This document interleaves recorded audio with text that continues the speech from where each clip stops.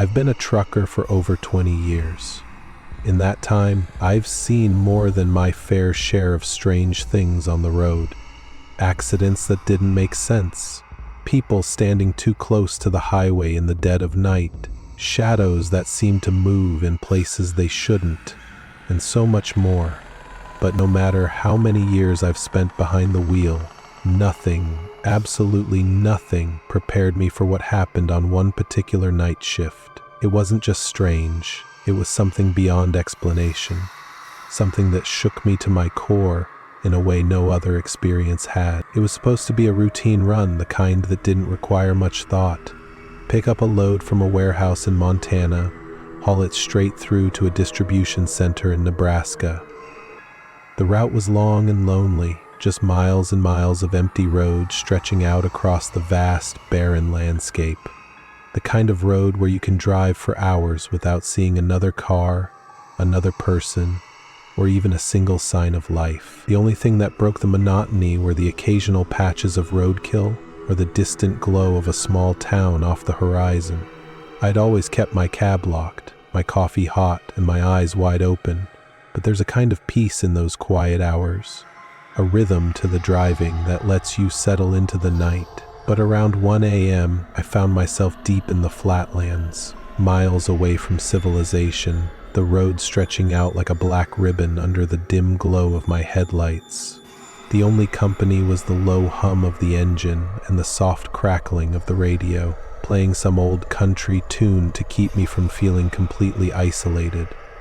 That's when I first saw it.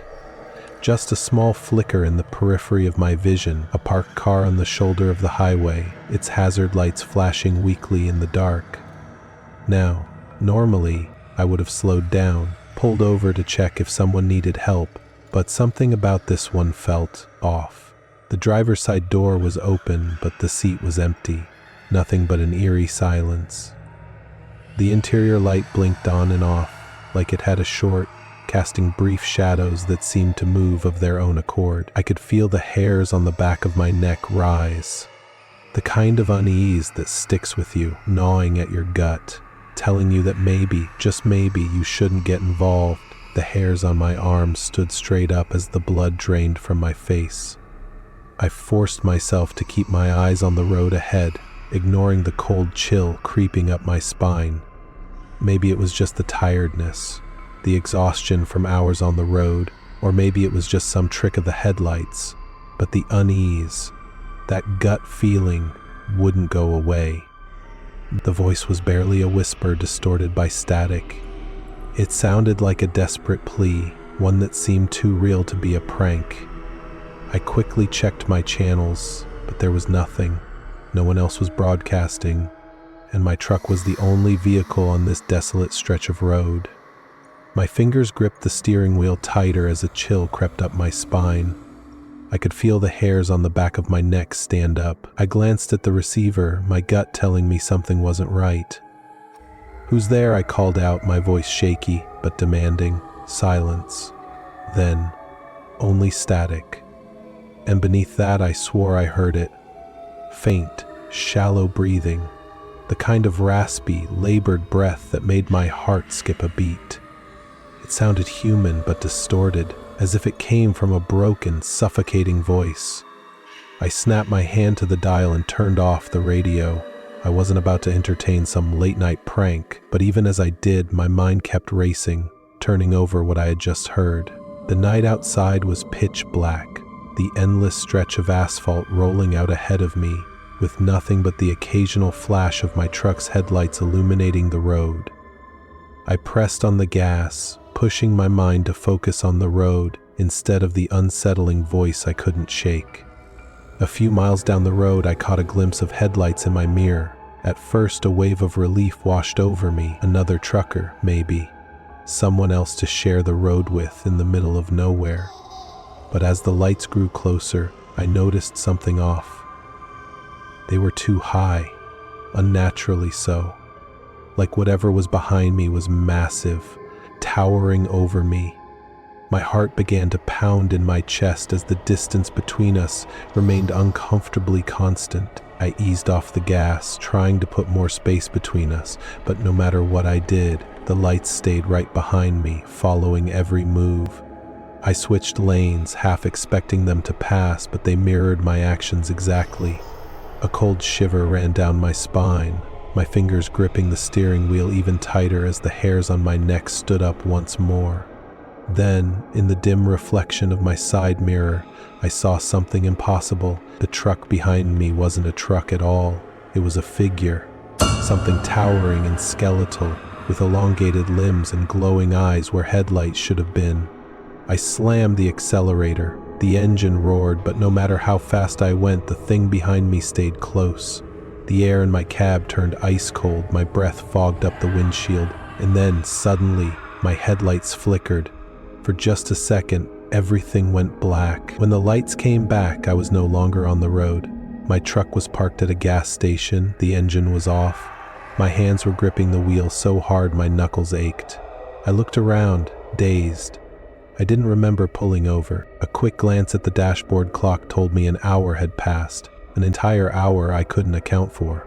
My radio was dead. My CB was off. I got out, my legs shaking. The gas station was empty. The fluorescent lights inside flickered erratically. I walked to the door, peered inside. The shelves were stocked, but there was no cashier. No customers. Just a buzzing hum of the lights overhead. I turned back toward my truck, and then I saw it. A set of wet footprints leading from my driver's side door into the darkness. Human footprints, barefoot, and too large to be mine. I didn't think. I jumped back into my cab, locked the doors, and floored it. I didn't stop driving until the sun began to rise. I don't know what happened that night. I don't know if I dreamed it, if I lost time, if something was really out there watching me, but I do know this. I never drove that route again, and if I ever see headlights behind me in the middle of nowhere, I never, ever check my mirror. Weeks passed, but the feeling of unease never left me. I found myself waking up at odd hours, my heart racing for no reason. One night, parked at a rest stop, I checked my truck for any signs of damage, looking for proof that what I saw had been real. That's when I noticed something etched into the dust on my back trailer door. Long, deep scratches, almost like claw marks. And right in the center, smeared in what looked like dried mud or something worse, were 3 words: "You saw me." I stopped sleeping after that. I drove until exhaustion forced me to pull over. But every time I did, I swore I heard something scratching against the side of my cab, whispering. It was weeks before I finally convinced myself I had imagined it all. Just a trick of exhaustion, my mind playing games with me. But last night, parked at a truck stop, I went to wash my face in the restroom. When I looked up into the mirror, my heart nearly stopped. Behind me in the reflection was a shadow, a figure standing just outside my stall, watching me, and its head was tilted, just a little too far to the side, as if it were trying to study me, examining me from an unnatural angle. My breath caught in my throat. The figure didn't move, didn't make a sound, but I could feel its presence. My heart raced in my chest, my skin crawling. Every instinct told me to run, but I couldn't seem to tear my eyes away from the mirror. That chilling gaze, cold and unblinking, locked onto mine. Finally, panic snapped through me like a chain breaking. I didn't think, I just ran. I didn't grab my wallet, my phone, nothing. I bolted out of the restroom, adrenaline flooding my veins. My legs were shaking as I stumbled to my truck, desperate to escape whatever nightmare was waiting for me. I slammed into the cab and slammed the door shut behind me, my hands trembling so violently that it took me several tries to get the engine started. Once it roared to life, I slammed my foot on the gas and took off, not looking back. I don't know where I'm headed, but I know I can't stop. Every mile feels like it's bringing me closer to something that's watching me. The headlights in my rearview mirror too close, too constant, always there, no matter how fast I drive. The whispers on the radio keep coming, soft at first, then clearer, like someone is speaking directly into my ear, and the scratching. It's faint, but relentless. I don't think I'm going to make it home. Moral of the story is, trust your gut and stay alert. The road holds more than just shadows.